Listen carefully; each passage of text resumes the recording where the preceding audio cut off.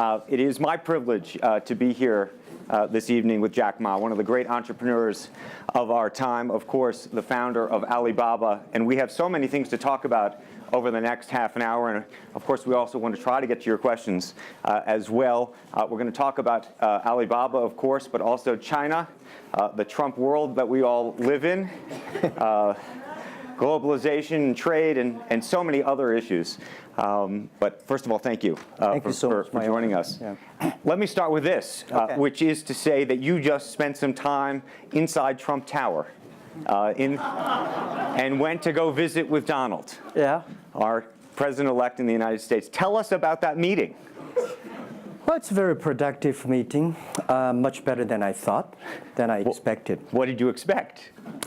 Well, I heard a lot, and I watched, like everybody, I watched all the news and heard a lot about him. So when I go inside, I saw, anything that, but he's very sort of open-minded, listen what I talk. So I think I'm very happy about results. And finally, when he said, he said, Jack, let me walk you down. So it seems he's very happy about the results we had. Can I ask, how does a meeting like that happen? Do you call him? Does he call you? Well, how does this take place? Well, that's the question I'm asking myself.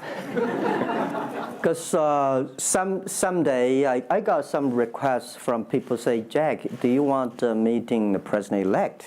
I say, is that true or not? Because I'm not ready for that. Because I don't know what to talk about.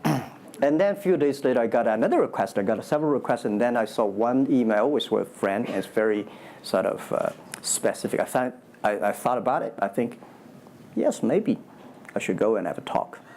And at least I think President-elect Donald Trump would be happy to hear what I want to talk about. So I went. And what did you tell him?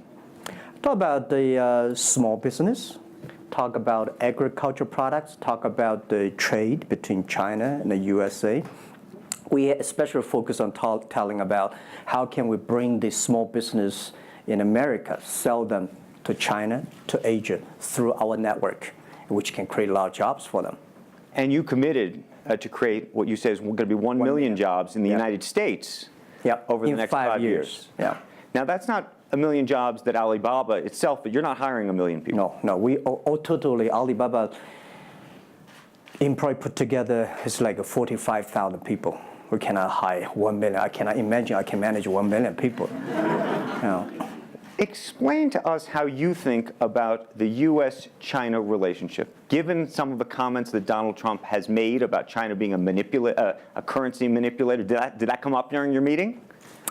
Well, I think first, in America, there's a freedom of speech, right? So he can say whatever he wants, and I respect, I understand. But of course, I have my views. We did not debate about the China-U.S. trade or manipulation. We did not debate. We did not talk. We agreed on something. Small business, developing the Midwest America, helping the farmers there, small business there, exporting to China. So we all agreed. But something that we did not discuss about the American, the job losing to China, Mexico, and this. Can I share with you my ideas? Please. Yeah. First, I think 30 years ago, when I just graduated from universities, I heard America had a wonderful strategy. They outsource the manufacturing job, service jobs. They outsource the manufacturer to Mexico and China, outsource the service job to India. There's a book called The World is Flat. Tom Friedman, colleague at the New York Times. And I think it's a perfect strategy. You know, that the Americans said, we just want to control the IP, we just want technology, we just want the brand, and leave the lower-end jobs for the world. Great strategy. And second is that the American international companies made millions and millions of dollars from globalization. The top 100 companies in America. Amazing. I remember when I graduated from university, I tried to buy a beeper, the Motorola beeper. Cost me $250. My pay at that time is $10 a month as a teacher. And the cost of making that beeper is only $8 for a chip. Right. So past 30 years, IBM, Cisco, Microsoft, they made tons of money. The profit they made are much more than the 4 largest banks in China put together, the China Mobile Phone, China Unicom, and whatever you name it, put together. Still, these multinational companies made more money than. So their market cap grew more than 100 times in the past 30 years. But where'd the money go? This is what I'm curious, because as a business people, I always care about the balance sheet. Where's the money coming? Where'd the money go? Past 30 years, the American had 13 wars, spending $14.2 trillion. The money going there. What if they spend a part of that money on building up the infrastructure, helping the white collars and the blue collars? No matter how strategy good it is, you're supposed to spend money on your own people, right? Not everybody can pass Harvard. Like me, they're not good at education, right? We should spend money on those people who are not good at schooling. And the other money, which I'm curious about, is that when I was young, I heard America is about Ford and Boeing, those big manufacturing companies. Last 10, 20 years, I heard about is Silicon Valley and Wall Street. The money go to the Wall Street. And what happened? Year 2008. The financial crisis wiped out $19.2 trillion USA alone. They wiped out all the white collars and destroyed 34 million jobs globally. So what if the money is not Wall Street? What if the money spent on the Middle East, Middle West of the United States, developing the industry there? That could be changed a lot. So it's not the other countries steal jobs from you guys. It is your strategy. Okay, but you do not distribute the money and things in a proper way. This is what I. And now we're having a backlash. And that backlash is a rebuke of globalization. And so much of the conversation, frankly, that we have here, and that backlash is happening in the United States. But I will say President Xi was here yesterday. You had lunch with him. And he was quoting Abraham Lincoln. What did you make of that? Well, I would say that globalization is a great stuff. It's the USA, it's developed countries to teach us how to do globalization. I remember 2002 or 1 before China joined the WTO, everybody in China was worried. Me, I was worried. Because what if all the international products come to China, destroy our industry, and we have to lose a job? So convince China, after 20 years, then you guys are say, this is a terrible thing. I believe globalization is good, but globalization needs to be improved. This is Donald Trump, president-elect, want to solve it, the problems. That globalization, I think, should be inclusive globalization. In the past 30 years, the globalization was controlled by 60,000 big companies. 100 years ago, globalization was controlled by several kings and emperors. What if next 30 years we can support 6 million business doing business across the board? What if in next 30 years we can help support 20 million small business can do business across the board? So this is something which I believe globalization should be inclusive. And do you think that the words of President Xi will happen in reality, which is to say that China has largely acted on its own behalf for many, many years, and now is effectively saying that the U.S. needs to continue acting on everybody else's behalf? Yeah, I think, the world needs some, Mr. Xi yesterday said, it's a wonderful time, it's a best time, or the worst time. The world needs a new leadership, but the new leadership is about working together. This is what I understand. We do not necessarily need one specific leader to teach us what to do, what not to do. But the world have to partner together. This is what I think. And I think as a Chinese, as a business people, I feel proud for what President Xi said yesterday. As a business person, I want the world to share the prosperity together, to join the force together. As a Chinese, I'm happy about what he committed. Yesterday he said, he speaks like us, takes the responsibility of the second largest economy. As the China's second largest economy, he has to take some responsibility. This is the first time I heard a Chinese leader make number commitment. He said, next 10 years, we are going to import $8 trillion US. This make me feel excited because China is transforming from exporting to importing. If there's a concrete number, if we can fulfill it, this is going to be huge change to the China and to the world. But don't you think that it's easier today for China to be interested in globalization because of the benefits that can accrue to China because you're continuing to develop than it is for countries that are, quote unquote, developed? Well, first, the WTO rule is not designed by China.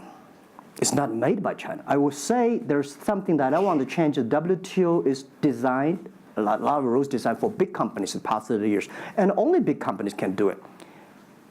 And China definitely benefit a lot from opening. I think China should learn one thing, that we grow in the past 30 years. It's because we open to the world. If we continue to open to the world, not fully. Okay. An American business that wants to effectively go into business in China has a very difficult time, has to partner effectively with a company that's there already. This is why I said China has problems too. The world has problems. And China definitely has a lot of problems. China should open, should be more confidence. This is what I feel yesterday. I feel the confidence of Mr. Xi that he is ready to open more to the world. This is what I suggest, that we should solve the problem by business community, right, by negotiation.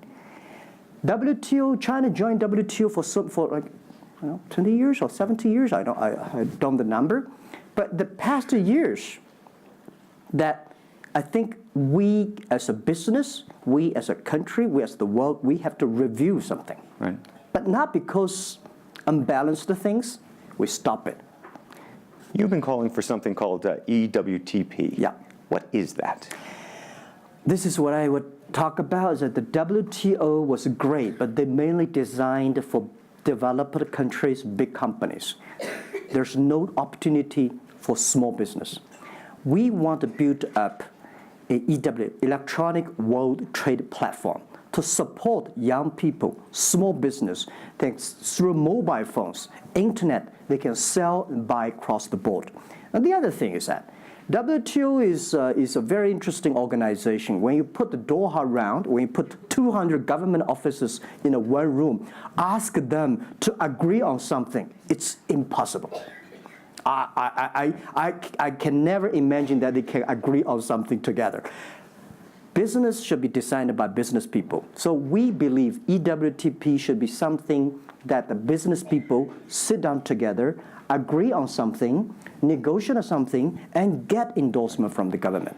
I want to talk a little bit about Alibaba and the model itself, because I think for many in the West, if you will, they don't necessarily understand it. And to the extent that the extent that I could try to compare it to Amazon, which I know you think is an unfair comparison, one of the things that's so fascinating to me is that Amazon and Jeff Bezos have pursued what might be described as a very asset-heavy business model. They're buying airplanes. They want to own the entire supply chain from beginning to end. And Alibaba has effectively an asset-light business. It is very much, in terms of the retail piece of this, the opposite. You don't want to own the warehouses. You don't want to own the logistics companies.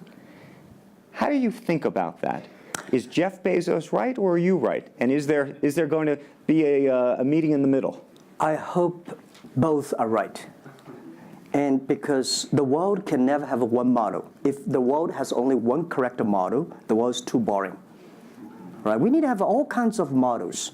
And the people who do the model should believe in the model. And I believe what I do. Right? The difference between Amazon and us. Amazon is more like an empire. Everything they should control themselves, buy and sell. And our philosophy is that we want to be an ecosystem. Our philosophy is to empower others to sell, empower others to service, empower making sure the other people are more powerful than us, making sure with our technology, our innovation, our partners, our 10 million small business sellers, they can compete with Microsoft, IBM. Our philosophy is that we think using internet technology, we can make every company become Amazon.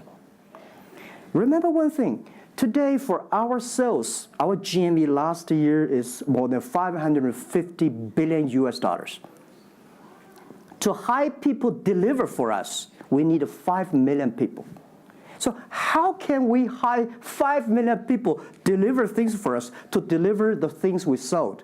The only way we do is empower the service company, logistics companies, making sure they are efficient, making sure that they make the money, and making sure that they can hire more people. But without owning the whole chain, can you do it as effectively? The idea that you're watching Amazon being able to deliver things now within hours, literally.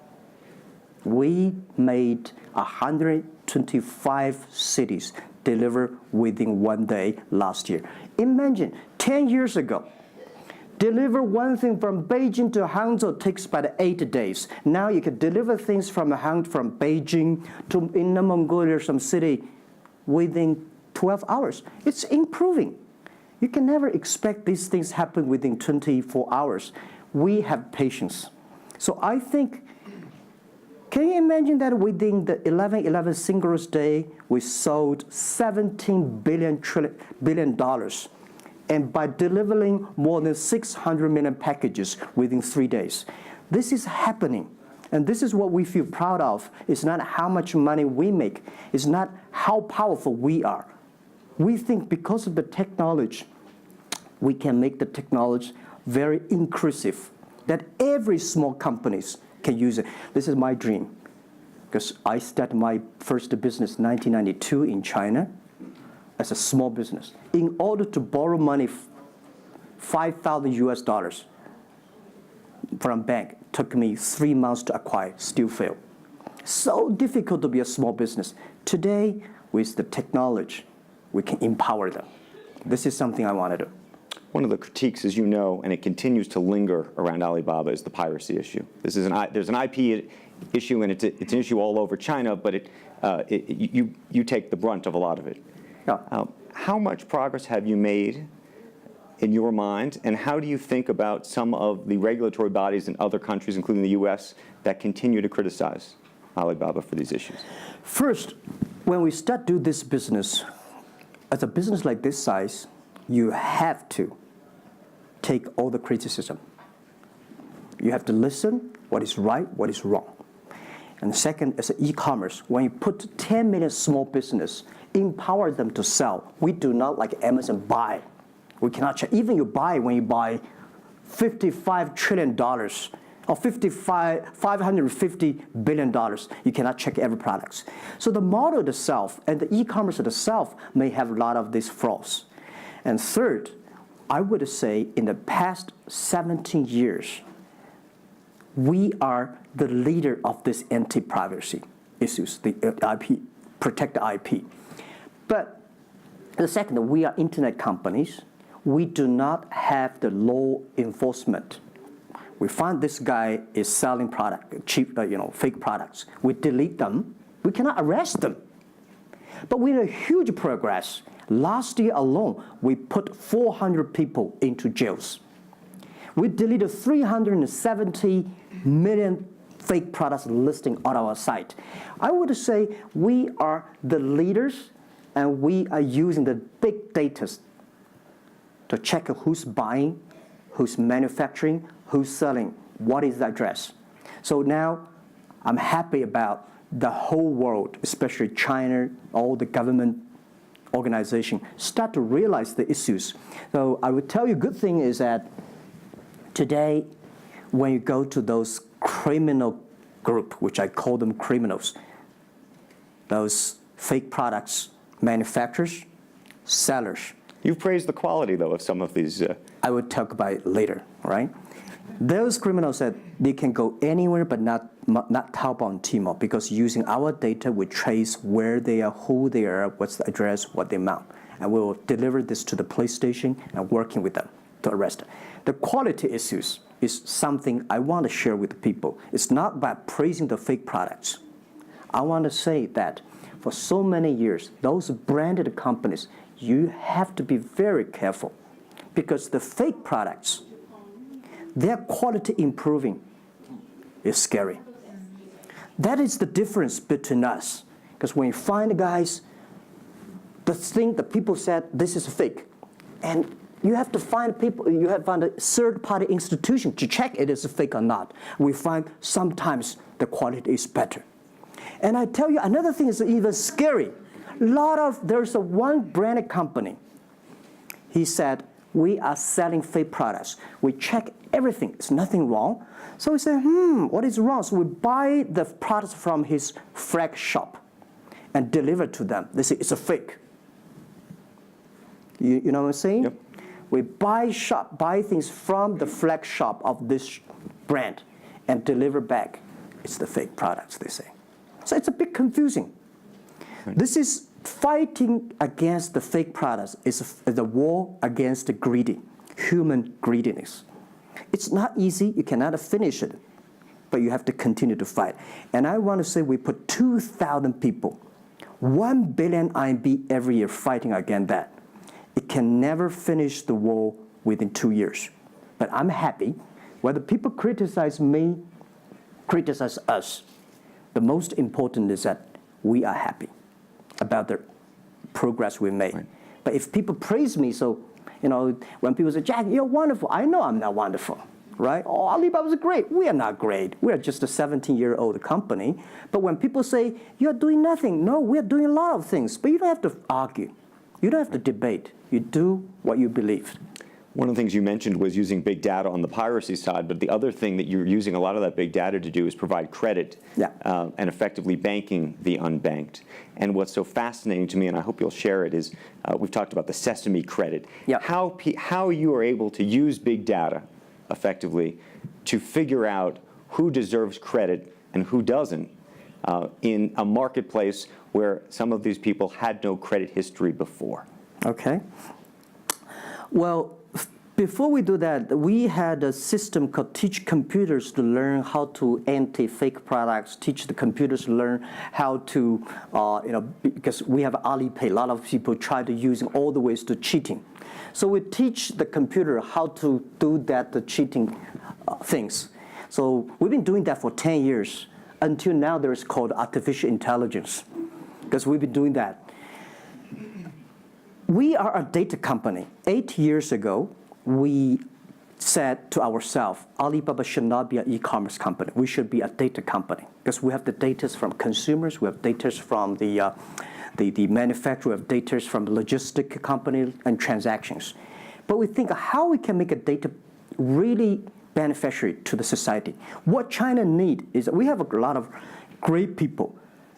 All the small business, they are very credible, but we don't have a credit system for them. So how can we using a credit rating system based on the data we have to giving everybody a Sesame rating system? That is so powerful in the past 4 years because every individual, every small business, if they have been using our services, we give them a rating system. So we're giving loans in the past 5 years. We're giving 5 million business loans. They only borrow $5,000. 3 minutes, we can decide whether we should give you money, how much you want to give. Within 1 second, the money will be in your account. And 0 people touch, so we call it 310. And even today, the Sesame rating system become people dating. The mother-in-law want to say, hey, you want to dating with my daughter? Show me your rating system of the Sesame card. So it's so funny. We go to people want to rent a car, people want to rent a bicycle. They will say, show me your Sesame cards. Good. Because if they do not pay back, if they do not fulfill, the rating system is going to low down and they can never rent a house. This is what we want to build up, the system. That if you sell or buy fake products, the Sesame cards will show. I'm going to open it up to questions, but a final one from me. There's been a lot of speculation that you're going to get into the business of Hollywood. Your name has appeared, Alibaba Group, at the beginning of a couple of big films recently.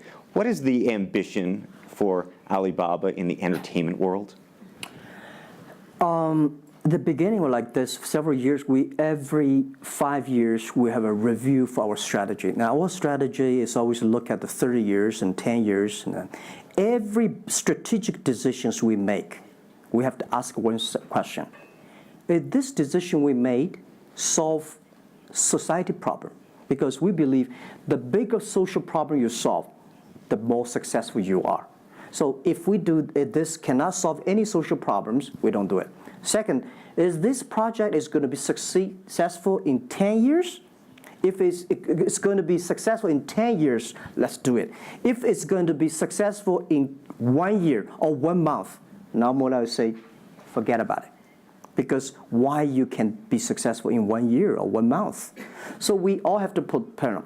And 5 years ago, we had a big debate about 10 years later, 20 years, what are the things that China society and the world want? So we say happiness and health. 2H strategy. So happiness and health. We believe Hollywood, the movie industry, bring people happy. Because today, nobody's happy. Rich people not happy, poor people not happy, At least when I watch a movie, I feel happy about it, right? So I think we should partner with the Hollywood, especially like a lot of, we have a different way of living. In China, the movie, we have a lot of heroes. But China movies, heroes always dead. The American movie hero never die. If all the heroes die, who want to be the hero? So my movie, I want to make the hero live.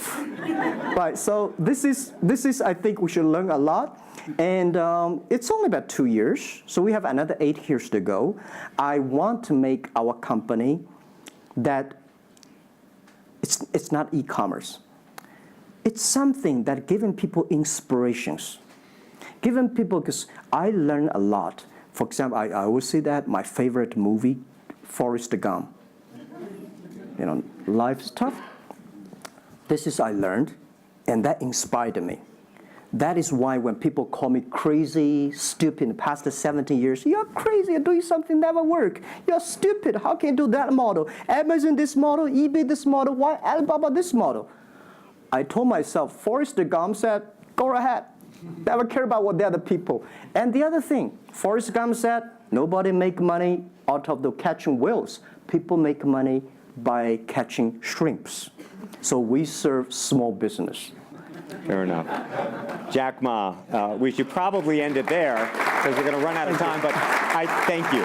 Thank you so much for the conversation. I promised we'd sneak in a question or two when we literally have 2 minutes, and they're going to get upset with me. If you have a question, and we're going to, I got to beg you to do it within literally, a second. So go for it right there. Okay, I'm not going to say that China and US is going to have a trade war, but if the Trump administration get tougher on China in terms of trade agreement, is that going to hurt Alibaba? Well, I don't think so. I think China and the US should never have a trade war. We'll never have a trade war.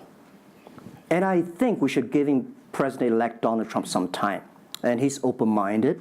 He's listening. And I think the war, it's so easy to launch a war. But it's so difficult, almost impossible sometimes to terminate a war. Iraq war, Afghanistan war, is that finished? No. Trade war. I believe one thing. When trade stops, the war starts. Trade is something that people start to communicate. Trade is something people exchange culture and value. And I will be happy if China and USA agree on something and Alibaba business model destroyed. I would destroy Alibaba model by stopping the war between. Because how can you imagine the first largest economy of the world, second largest economy of the world, have a trade war? It's going to be a disaster for two countries and for the world. If anybody can do something to stop it, do anything to stop it. Did you have a reaction to Trump and the situation with Taiwan and how he's thinking about that? Well, Taiwan, I think this is not something about government. This is not something about business. This is something about people. If the Taiwan issue is the population, if you do Taiwan issue, it's like against 1.4 billion people. So this is another issue. So we're talking about trade, we're not talking about Taiwan. Very politic. Let's take one final question if we can. I think we can steal one more in. Yes, sir, right there. I'm not a politician. I try to This speak is like me, this. a credit store. How do you assure you are not messing up with people's life and you are not dictating the whole, credit kingdom or the system? Because now you are the decision makers, you are the rule makers. Okay. First, I'm not sure. People say, oh, this is uncertain world. Every day is uncertain. The only certain day was yesterday. I'm not sure about that in the future I would dictate, I would be stupid. That's why I should retire early when I'm young. That is why I have a lot of things that I dream I want to do. I want to do philanthropy, I want to be a teacher, I want to go back to school, I want to do the environment. And the world is so wonderful. Why you should be the CEO of Alibaba all the time? I'm coming to this world not to work. I want to come to this world to enjoy my life. I don't want to die in my office. I want to die on the beaches. It's a wonderful message. Jack Ma, thank you for the conversation. Well, can I say one last Yes, sentence? please. I just want to give my last advice to any people here that every government should pay attention to in the next 30 years are critical for the world. Every revolution, technology revolution takes about 50 years. The first 20 years, technology company. Next 30 years, the implication of the technology. Focus on next 30 years. The first 20 years, eBay, Amazon, Facebook, Alibaba, Google, good. The most important is that make the technology inclusive, make the world change. This is 30 years. Next, pay attention to those people who are 30 years old, because those are internet generation. They will change the world. They are the builder of the world. Third, that let's pay attention to the company who have fewer than 30 employees. So 30 years and 30 years old and 30 employees. That can make the world much better. Jack Ma, thank you very, very much. Thank you. Thank you. Thank you. Really appreciate it. Thank you. Thank you.